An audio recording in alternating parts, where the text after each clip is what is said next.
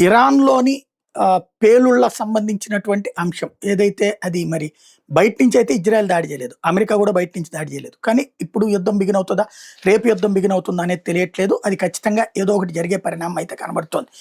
ఆ ఇంపాక్టా ఏమనాలో తెలీదు గానీ ప్రస్తుతం అమెరికా ఏం చేస్తది? ఇజ్రాయెల్ చేత దాడి చేపిచ్చి తను ఏది ఇరాన్ గనక రివర్స్ అటాక్ చేస్తే ఆ మిస్సైల్స్‌ని దారిలోనే ఆపడం, దారిలోనే ధ్వంసం చేయడం.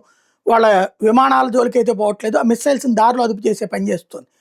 ఇప్పుడు దాకా ఇరాన్‌కి అట్లాంటి సపోర్ట్ ఎవరు రాలేదు. కానీ చైనా వెళ్తుందా? తాజాగా చైనాకి సంబంధించినటువంటి లియో వాంగ్ 818A ఎలక్ట్రానిక్ రీకనైజెన్స్ జెయింట్ ఇప్పుడు అక్కడికి చేరింది. ఇరాన్ దగ్గరికి చేరింది.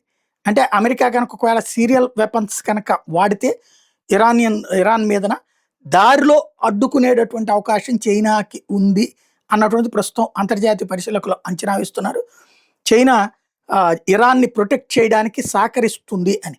బట్ అది అంత ఆషామాషీ గాదు. 55 డిస్ట్రాయర్‌లు ఉన్నాయి చైనా దగ్గర చేయాలనుకుంటే గనక. కానీ అది మూడో ప్రపంచ యుద్ధం వైపు దారితీస్తది.